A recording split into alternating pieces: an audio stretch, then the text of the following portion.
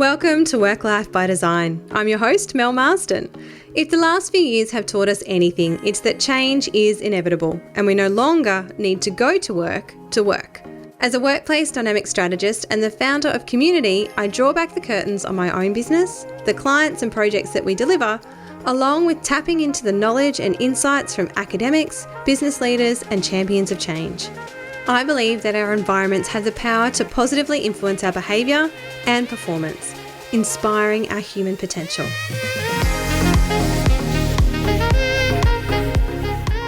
This program was made possible with the support from the Alistair Swain Foundation. To find out more, go to alistairswainfoundation.org. Hello and welcome back to another episode of Work Life by Design. Now, in last week's episode, I spoke about wellbeing rhythms and the workplace and the need for us all to be building in moments of self-care. And then this week, I've read an article in the Harvard Business Review by author Greg McKeown, who is one of my favourite authors, and his books are actually recommended reading to the team over at Community, and that is Essentialism and Effortless. So if you haven't read those, I highly recommend them. But in this article, Greg says that for our organisations to build top-performing teams, that we should only be asking for 85% effort. And the premise of this is that when we consistently perform at 100%, we will burn out. Now, a few weeks back, I also interviewed Dr. Meg Hooper, where we discussed the recent legislative changes around psychosocial hazards in the workplace. But what I'm seeing here is a bit of a theme emerging. I'm seeing that our health and our well-being of our people is being elevated in our workplaces. And this is at the core of all business performance. So this week, I've invited Dr. Ali Young to join me to better understand what it is that we can be doing to support ourselves individually and what we can be doing as teams and as organisations to practically support the health and well-being of our people.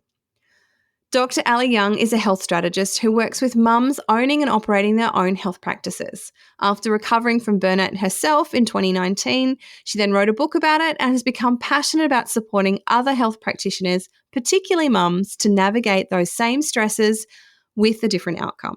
So in this episode, Ali shares with us not only the science that backs up why we should be taking better care of our health, but also how, if we are not doing one very simple thing, no amount of sleep, trips to the gym, or healthy eating is likely to change our perception of stress and the impact it then has on our well-being. So we're going to discuss how a simple conversation with your team can uncover opportunities to support everyone's well-being and the simple changes in schedule that have led to increased performance in her own practice. She's also going to share with us her top 3 tips to ensure maximum well-being across our work week. So take this opportunity to go for a walk, tune into this episode, and use this 30 minutes as your permission to pause.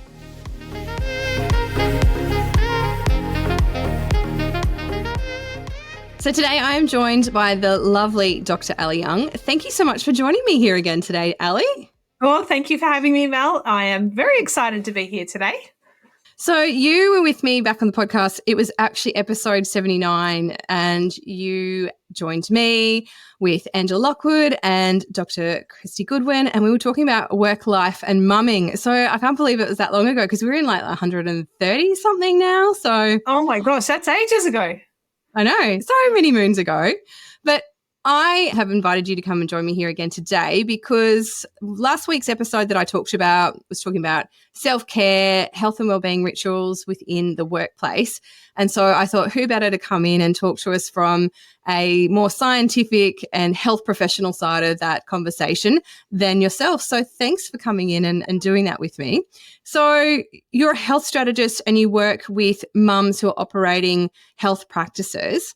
Give us a little bit more of a background on that and what it is that you do with them.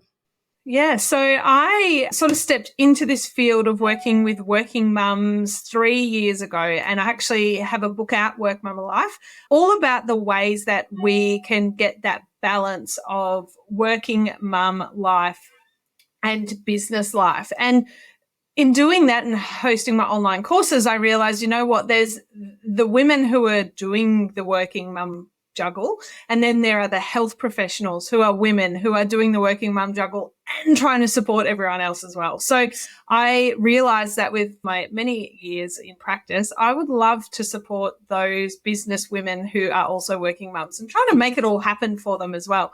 So that's where I've sort of moved my superpower to, I guess.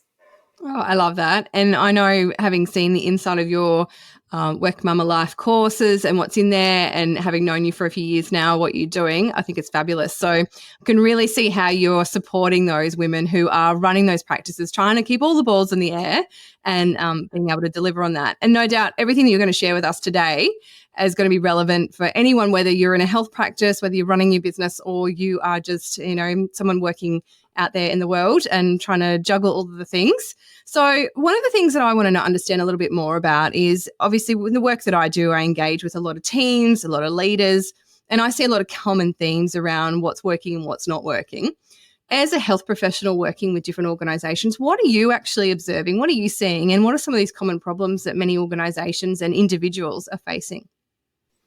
I think there's two main factors, and it is time. There is so many loops and ticking of boxes that we have to do as health professionals every day to make sure that we meet all of our requirements, plus serving the people, as well as then a change within a company in its value system. So what is mattering to the people that work there compared with what is of most value to the people who own the business.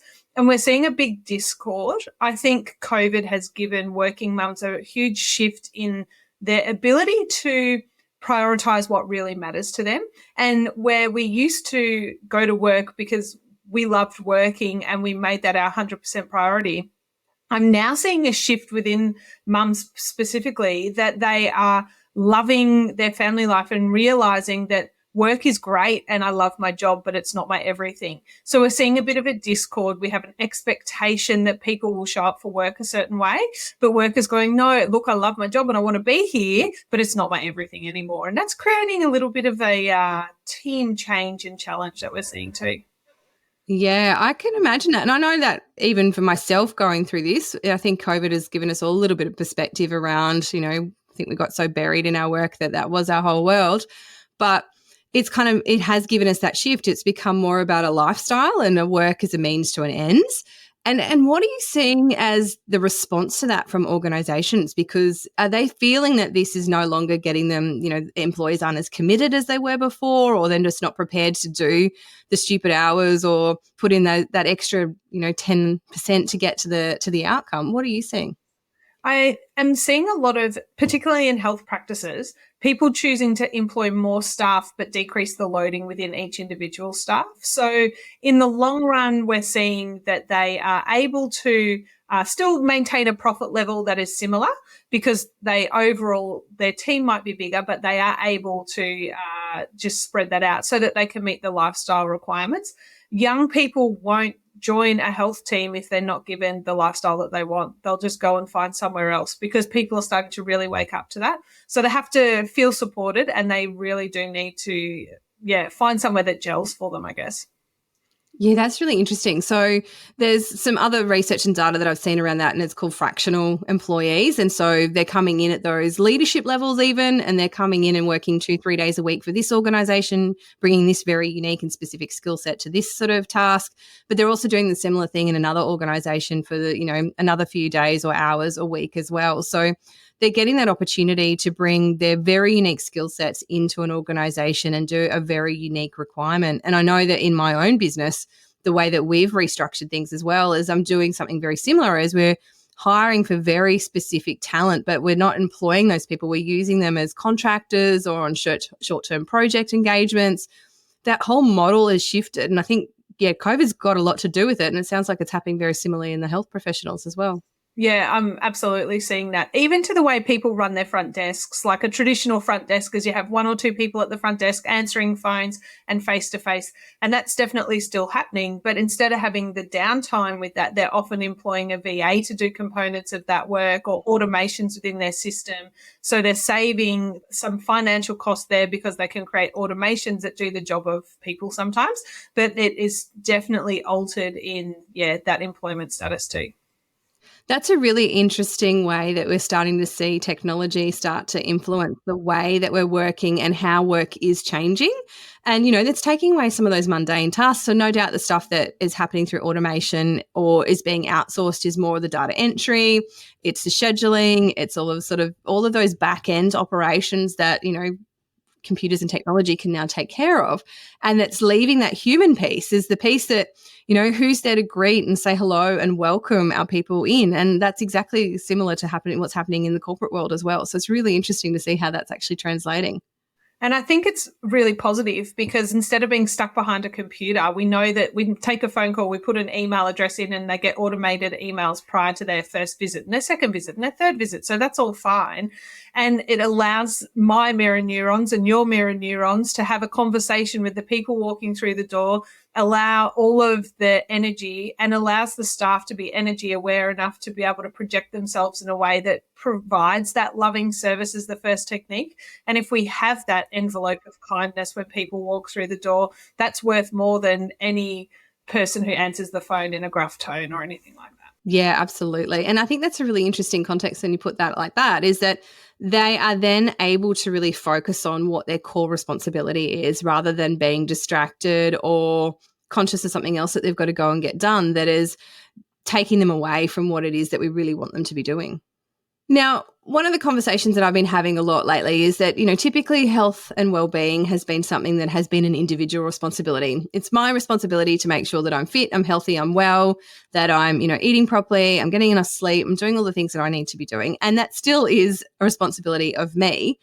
But it has been less so seen as a responsibility of employers and businesses until probably more of late, when we've seen a lot more of the data and the statistics and the research coming out that is showing how healthy, well employees is actually good for business. And so it's starting to change the conversation there.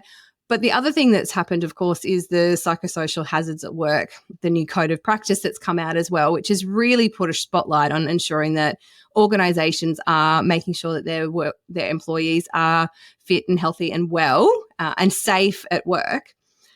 Firstly, I'd like to probably understand from your perspective, as an individual, what does it mean to be well? What does self-care look like? How is it that I'm supposed to be making sure that I'm doing all the things that I need to be doing to make sure that in myself I am, healthy and well?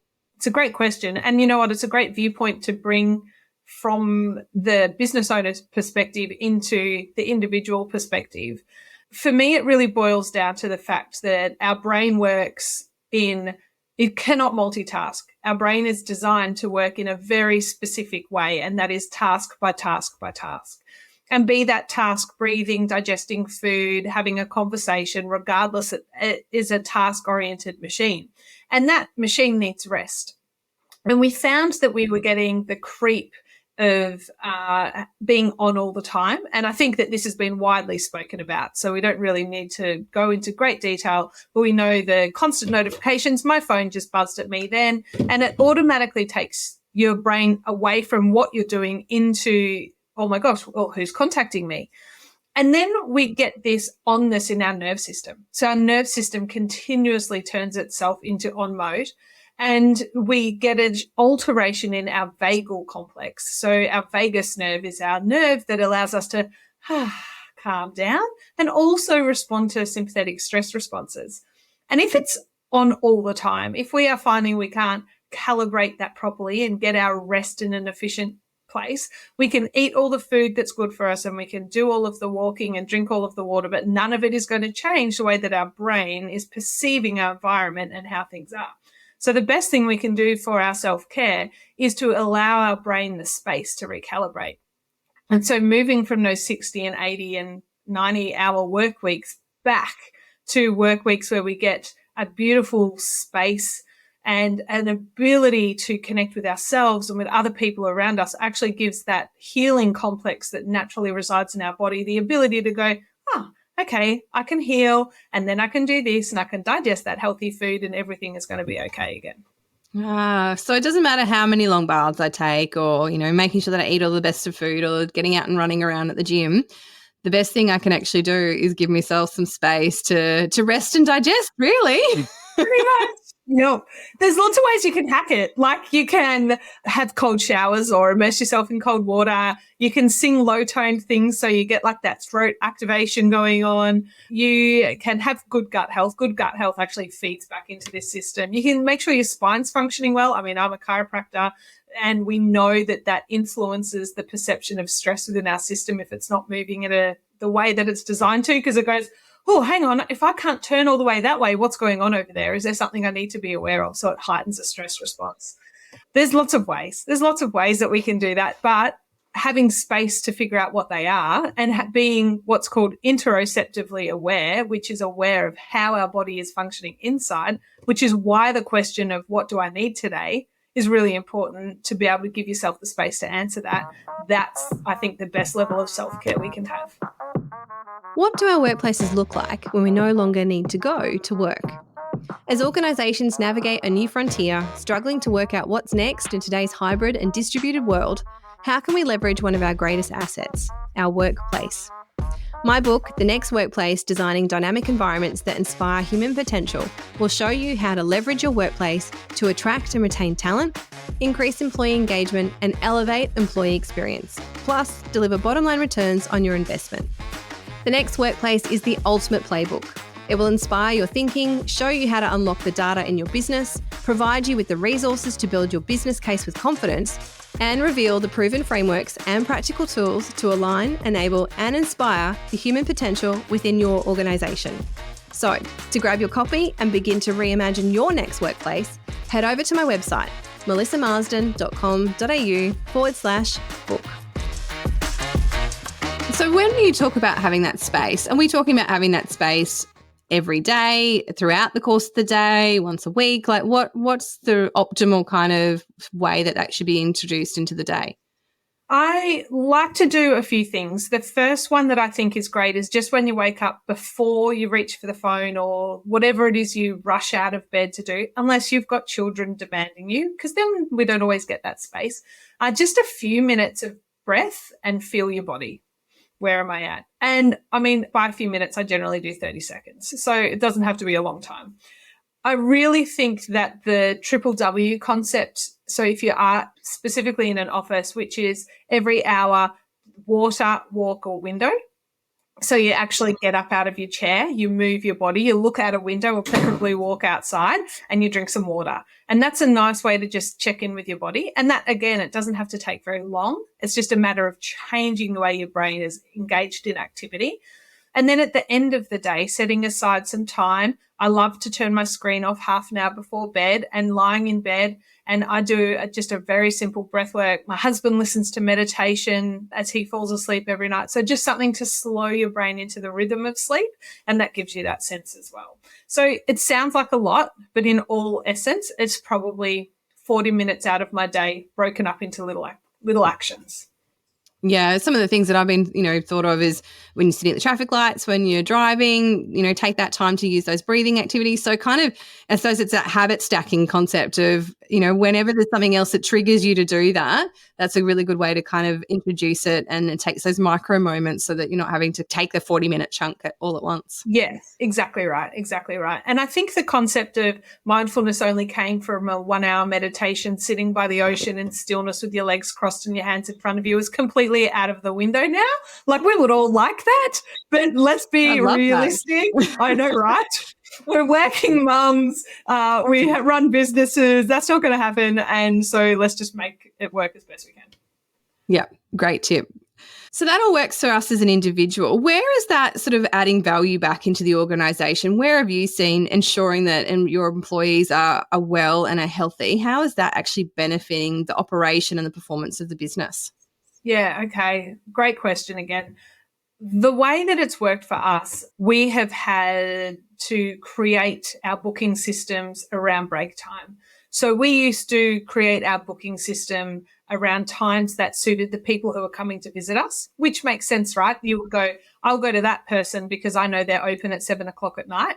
Nah, none of us want to be at work at 7:00 at night. You are not going to get your best delivery of service at 7:00 at night. It's not going to happen. I'm already in my pajamas. So from a perspective is we've sat down as a team and we were like, when should we be here?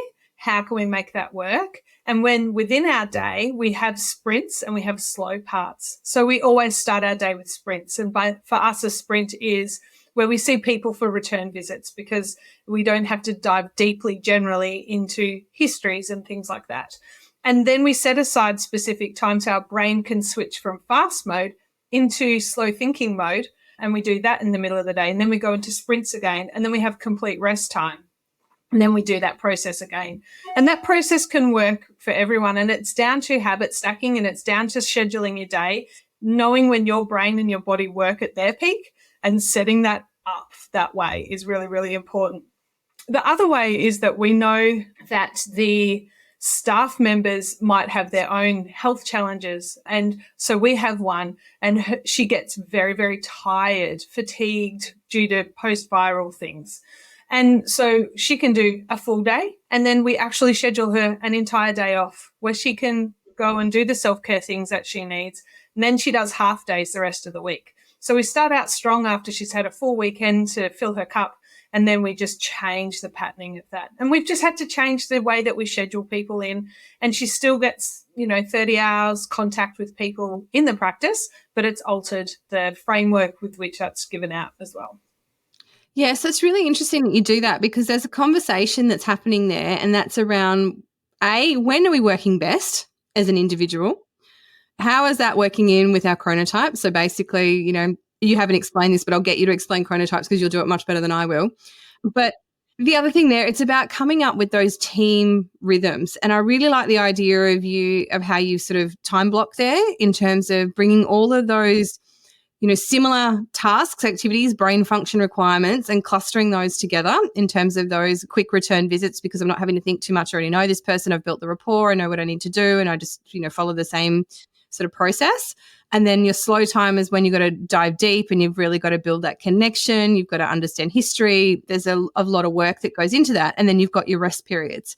And I think there's something that can be taken from that and applied to a lot of organizations in the team structures and their working. And we've been doing a bit of this work as well, talking with different teams and helping them understand what those team rituals and routines and patterns of behavior look like. When are we all going to be together as a team? Because we've been talking about creating autonomy and flexibility and enabling people the choice of when they're going to work and how they're going to work and where they're going to work. But then there's obviously a team requirement. When you're working in practice, you've got to be there because it's hands-on. Whereas in knowledge working, you can work from anywhere, but there's still requirements of teams to come together, and building up those rituals and routines that suit everybody and then gives flexibility within that as well. I think there's some really important ideas there that they've come out of, what you guys have done to adapt to working within your practice, but also for your specific team members and their own challenges. Yeah. And I think honouring that some people, like myself, I gain energy from other people. I'm an extrovert who needs a quiet time, whatever that's called, whereas I have team members that need to show up and put themselves outside of their box. So their requirement for filling their cup in the middle of the day is a lot bigger than me. Give me 5 minutes, I'm good to go. But they need like a good hour to, okay, I've got this, and then whoosh, get up. And so matching energy and matching task time is really, really important, absolutely. And it does get down to, like you said, the chronotypes, like, morning people and afternoon people and where everyone fits with that. Like, I'm a hardcore morning person. You find me every morning working my ass off. But give me something at 8:00 at night and I'm like, nah, can't do it. Don't want to be there. I just want to be in my pajamas, relaxing. Yeah, I'm the opposite. So don't wake me up in the morning, which is unfortunately when my children decide to wake up. But I'd be very happy to work till 9, 10 o'clock at night, and then I can just shut the laptop and go to bed. Like, I'm pretty good like that, which is good and bad. I'm not sure.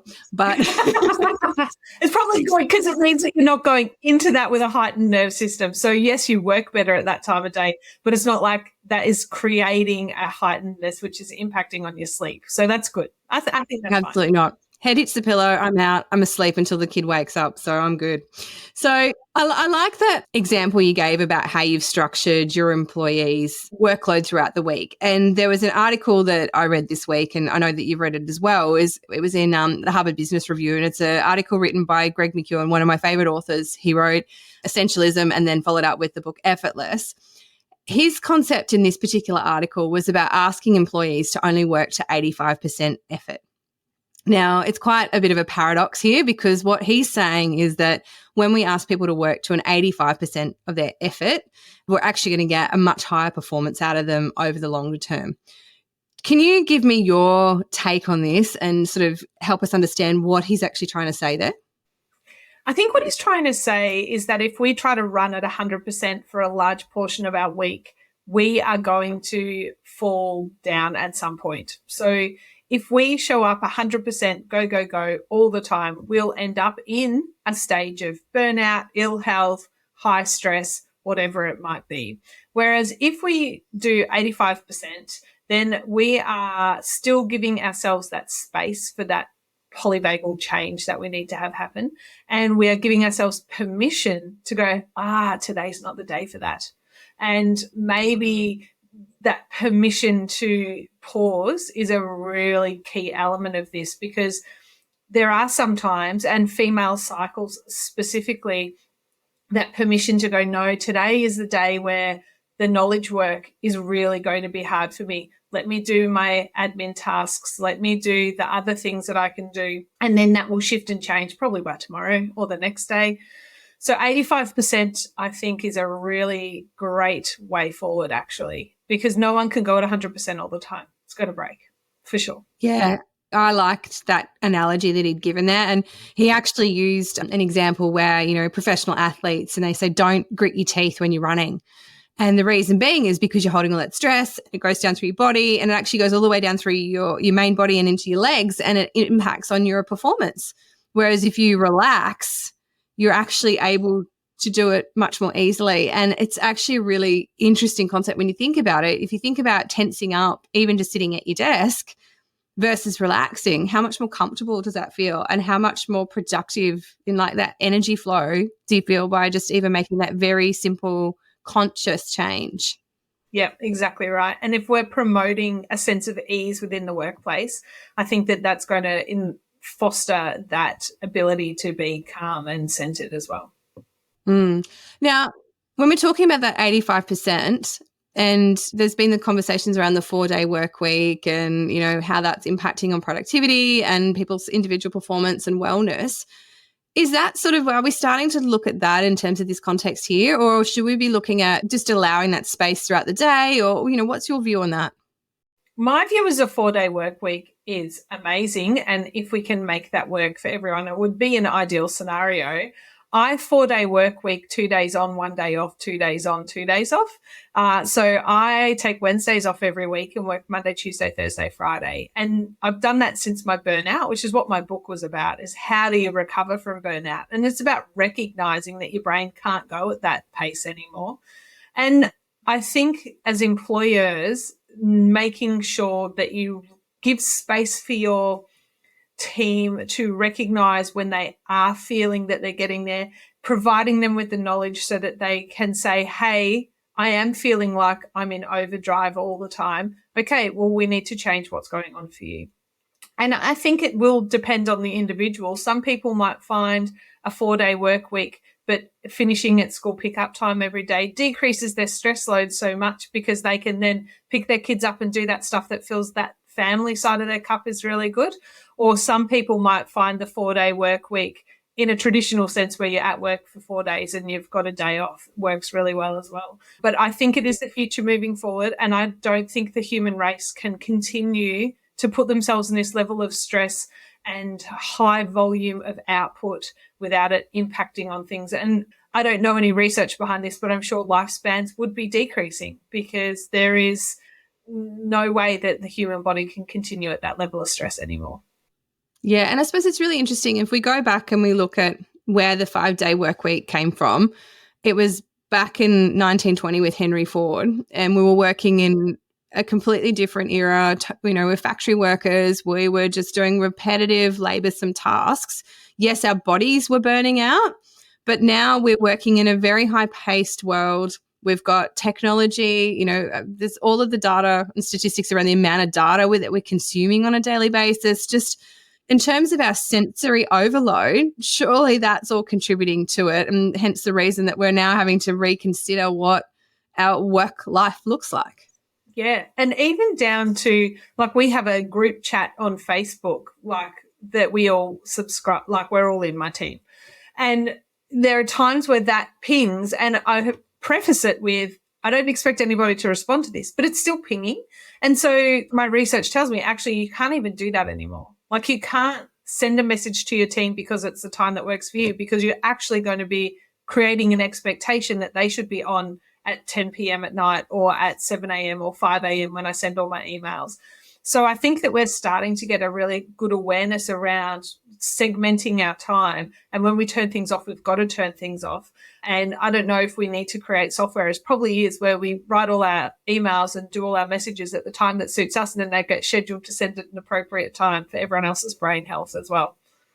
Yeah, no, I completely agree. And there's that whole concept of, is that right to switch off coming in as well? And how is that going to then work with flexibility? Because if we're giving people flexibility to work when they want to work, how is exactly that? Like, are there going to be core hours in which all of those emails and messages can be sent, despite the fact that I'm working at 10 o'clock at night, but you're going to be there to read it at 5:30 in the morning? Like, what is all of that? And this is where I think technology is going to have a whole new problem to solve, because there's going to be this ability for us to disconnect and work within the hours that we wish to work.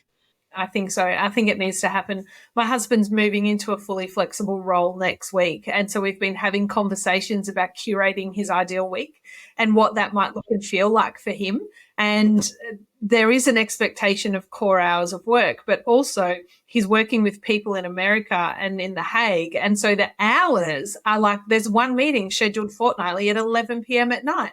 And I'm like, wowza, like, that's well outside the normal, but it is what is going to happen. And so, like, okay, well, so then we need to craft how that looks for you the day after that, the day of that. Where are you going to make that work for you? And I think are important conversations that we give people the scope to discover what their ideal work week does look like and design it in that way. And I know that's a lot of the work that you do with teams as well. Yeah. And it's such an interesting space. And it's really interesting that you're going through that and you're guiding your husband through that. He's very lucky to have you to help you support him to do that, because when I go in and I start working with teams and the organisation has empowered them to choose where they want to work, they've got flexibility, they've got the autonomy to do that, but they're still working Monday to Friday, 9 to 5, because that's all they know. They haven't been given the skills then to understand what that flexibility could mean for them. Like, are they like you and be best to get up and be, cracking on at 5 o'clock and then take a break at 9 and go to the gym or go for a walk or have a nap, whatever they want to be doing. But they've got the ability to do that because that permission has been given there. But a lot of people just don't know how to restructure their work life to suit this flexibility because they don't know. Yeah, exactly. And even to the point of in the work calendar, how do you block it out so you go, no, this is the time where I'm not available for meetings, without it looking like you're completely blocking out everything? And the expectation and the perception of what that looks like. Like, are you going to be the first person to take that first step to go, no, I don't start work till I've dropped my kids at school every day and I'm a man, and oh my gosh, don't hate me on that, because the expectation is that the wife is going to do that and maybe she don't want to. So that kind of thing as well. Yeah, I think it's going to be really interesting. And, like you said, if your husband's got that meeting at 11 o'clock at night, what does the day look like before that? Does that mean he starts at 7 and works all the way through to 11? Or is he starting at 4 and working to 11? Or is he doing a few hours in the morning and a few hours in the afternoon? Like, there's so many variables and options on how that could actually look. And there's so much data that needs to go into actually making a very educated rhythm of that. But yeah, I just think this is where it's really exciting, but also this is the bit that I love, getting in and helping teams to kind of break that mold and go, okay, let's think a little bit differently, and blending in that health and wellbeing aspect as well. As how are you meeting all of those parts of your life and filling up all of those cups in the way that you are kind of coming at and structuring your day? And it's even down to, like, exercise used to have to happen at 5:30 in the morning. Not a morning person. Okay, so where would be the best time for you to do that? Just make it happen. But it's giving yourself that permission and knowing that you can push that envelope in those ways, I think, is really, really important. Yeah, super exciting. Well, look, Ali, you have shared some really interesting insights and tidbits with us today. If there's 3 things that our listeners could take away that would make a big difference to their personal health and well-being and their, that sense of self-care that they have, what would those 3 things be? Number 1 is make sure you connect with other people in person as much as possible. Often when we get busy, it's the easiest thing to get rid of is connecting with other people. I love that. Go to workplace. Yes. Go to work. Go to work, go to a workplace, and don't cancel your coffee with your girlfriends, and move your body with people that you love. Like, that is number 1. Number 2, I think, would be actually think about your ideal week. What would that look like? And within your role, think about you as an individual and the values of where you're working and how you can mesh that together.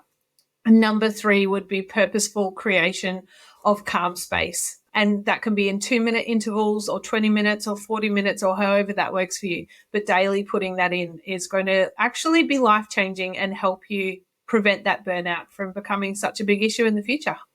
Oh, I love that. Great tips. So go to work and then make sure that you go to work. Go to your workplace and enjoy the time with your people. Hopefully you've got nice workplaces. That's always a good start. Secondly, make sure that we have a really good understanding of what our work week looks like, what our ideal working rhythms look like. And if you don't understand what chronotypes are, I suggest go and check that out. Dr. Christy Goodwin's got some really great data on that. She's got a little quiz. You can work out which one you are. And the third one was about creating that calm space and building in those little micro moments throughout the day. I think it's a great way to be able to kind of adapt that and ensure that you're getting as much of that time to yourself as possible. Fabulous. Look, thank you so much, Ali. Really appreciated your time today and what a great conversation. So thanks for joining me. Thanks for having me, Mel. I've thoroughly enjoyed it.